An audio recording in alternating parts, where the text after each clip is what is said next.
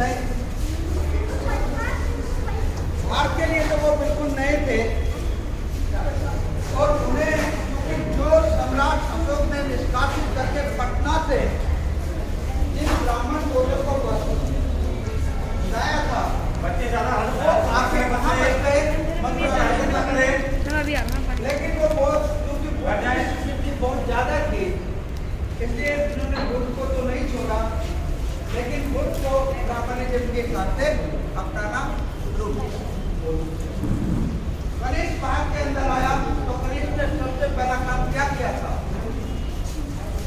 कनिष्क ने सबसे पहला काम किया था बुद्ध की मूर्ति बनाने का।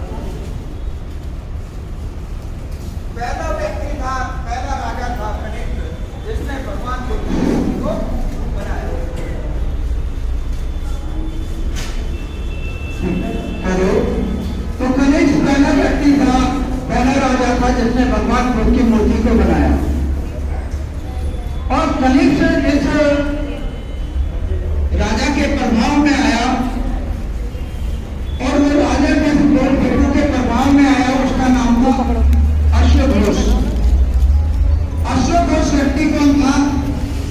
अश्वघोष वो व्यक्ति था जो पहले बौद्धों को चुनौती देता फिरता था कि बोलो, तुम क्या बोलोगे, जो तुम बोलोगे मैं उसी का ही खंडन करूंगा। तो बाद में जाके एक डिबेट के अंदर एक बौद्ध भिक्षु ने उसे हरा दिया, और हरा देने के बाद उस बौद्ध भिक्षु और उनके बीच में शर्त लगी। बौद्ध भिक्षु से जब पूछा गया कि भाई अगर दोनों में से कोई हार जाएगा तो सजा क्या मिलेगी, तो सजा के तौर पे बताया गया, ब्राह्मण ने बताया, जो वो ब्राह्मण था जो खंडन करता फिरता था, उसने बताया कि जो हार जाएगा उसका गला काट दिया जाएगा। बौद्ध भिक्षु ने बोला ये तो भाई अन्याय हो जाएगा, ये तो हिंसा हो जाएगी, तो फिर क्या करें? तो बौद्ध भिक्षु ने बोला कि जो हार जाएगा और वो जिससे हारेगा वो उसका शिष्य बन जाएगा। तो ये जब डिबेट चला और बौद्ध भिक्षु से वो ब्राह्मण हार गया तो वो उसका शिष्य बन गया, और ये शिष्य जो बना वही अश्वघोष था। तो अश्वघोष ने ही सबसे पहले राजा को प्रेरित करके बुद्ध की मूर्ति बनाई। बुद्ध की मूर्ति बनाई तो केवल बुद्ध की मूर्ति नहीं बनाई। उस समय जब चौथी संगति हुई तो चौथी संगति के अंदर उन्होंने न केवल बुद्ध की मूर्ति में छेड़छाड़ शुरू की, बल्कि हमारे जो त्रिपिटक थे, त्रिपिटक को एक तरफ करके अपने विपरीत सूत्र लगाए। और जिस बुद्ध की हम बात करते हैं तो बुद्ध के यहाँ क्या होता है कि ज्ञान की बात होती है। ये दो आंखें देख रहे हैं ना, ये दो आंखें, इन दो आंखों से हम देखते हैं, लेकिन जो ये दो आंखें नहीं देख पाती वो किससे देखते हैं? बुद्धि की आंख से। जब बुद्धि की बात होती है तो आदमी सर मारते में या सर मारता है। मेरे तो समझ में नहीं आया। तो बुद्धि जो होती है वो यहाँ प्रतीक होती है। तो तीसरी आंख जब खुलती है खुद के यहाँ तो विकास होता है।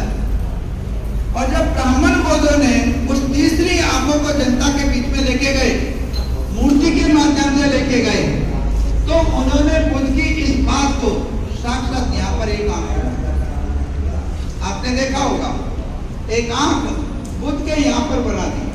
और उसका मतलब क्या था? मतलब ये था दो आंख तो ये, और तीसरी आंख कौन सी? बुद्धि की आंख। तो सबसे पहली जो छेड़छाड़ बुद्ध की मूर्ति में हुई वो हुई यहाँ पर आंख बना। और शायद बाबा साहब अम्बेडकर का नागपुर का भाषण आपने पढ़ा होगा, सुना होगा कि बाबा साहब अम्बेडकर उसमें लिखते हैं कि नाग जाति के जो लोग थे उन्होंने सबसे ज्यादा बुद्धिज्म का प्रचार किया, और नाग जाति के लोग बुद्ध के आजू बाजू में रहते थे। कहाँ रहते थे? आजू बाजू में। तो ब्राह्मण बौद्धों ने क्या किया? एक नाग यहाँ लगा दिया आजू, और दूसरा नाग कहाँ लगा दिया? बाजू। ये परिवर्तन उन्होंने मूर्ति के अंदर किया। फिर क्या किया ब्राह्मण बौद्धों ने कि नागपुर के भाषण में लिखा हुआ है कि भगवान बुद्ध नाग मानव जाति के लोगों को बहुत प्रिय मानते थे, बहुत प्यार करते थे, बहुत स्नेह करते थे। तो जब बहुत ज्यादा प्यार करता है कोई तो उसे क्या करता है, गले लगा के रखता है। तो ब्राह्मण लोग ने क्या किया, एक नाग भगवान बुद्ध के गले में डाल दिया। अब इस सारे खेल के अंदर आप देखिए, इस सारे खेल के अंदर देखिए कि भगवान बुद्ध को क्या बोलते हैं, बुद्धि की बात कर रहे हैं ना। तो भगवान बुद्ध के साथ क्या चिपका हुआ है, खुद बुद्धि की बात करने वाले। लेकिन जब उन्होंने शिव बनाया तो उसके साथ क्या जोड़ दिया, उसके साथ जोड़ दिया कि ये तो भोला है। क्या जोड़ा, भोला है। यानी जो बुद्धिमान आदमी है उसको जब भोला कहेंगे तो समाज में भोला किसे कहते हैं, जिसके पास बुद्धि नहीं होती, जिसके पास समझ नहीं होती। तो बुद्ध के साथ क्या चिपका दिया, भोला।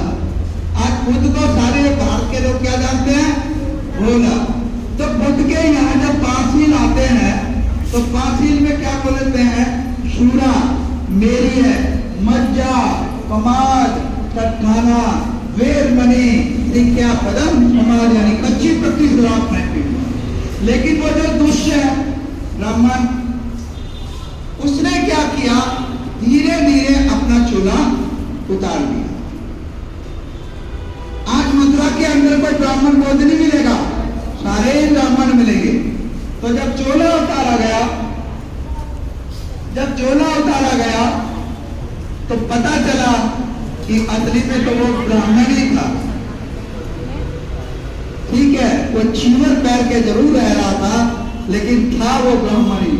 ठीक है, और फिर उसने ना केवल अपना चोला उतारा, उसने तो भगवान बुद्ध का वो चीवर भी गायब कर दिया। और जब भगवान बुद्ध का चीवर गायब किया तो देखो भगवान बुद्ध तो पूरे वस्त्र पहन के रहते हैं, और भगवान वो शहरी हैं, जंगली नहीं है।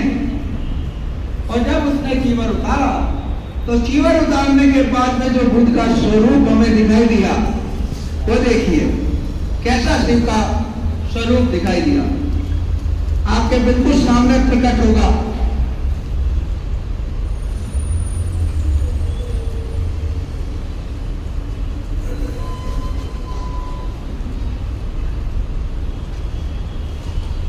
एक शेर की सी खाल करा दी, कोई कपड़े लगते नहीं है तो जानवर की खाली करा दी, है ना। और शहर से निकाल के जंगल में बैठा दिया, वीरान में बैठा दिया। ठीक है, जो बुद्ध अपने ज्ञान के प्रचार प्रसार के लिए लोगों के बीच रहे, शहरों में रहे, शहरों में घूमे, उन्हें जंगली खाल करा के जंगल में बैठा दिया, भोला बना दिया। और क्योंकि वो खुद पीने खाने वाला आदमी था, है ना, शराब पीता था, उसके ग्रंथों में ये सब उसके लिए अलाउ था, तो उसने भी क्या कहा, उसने कहा, क्या कहा, जरा हम ब्राह्मण के मुंह से सुन लें कि उन्होंने जब भांग खुद पीने लगा और खुद पीता था तो शिव के बारे में भी जिन्हें उसने शिव बनाया उसके बारे में क्या बोला। हाँ ब्राह्मण जी बताइए, आपने क्या बोला। इन्होंने बोला कि भोले को तो भंग प्यारी है, खुद भंग पीता था तो खुद अपने ऐब, खुद अपनी दुर्गति, जो दुराचार थे, वो उन्होंने किसके साथ चिपका दिए, भोले के साथ। ये सब उसने षड्यंत्र किया।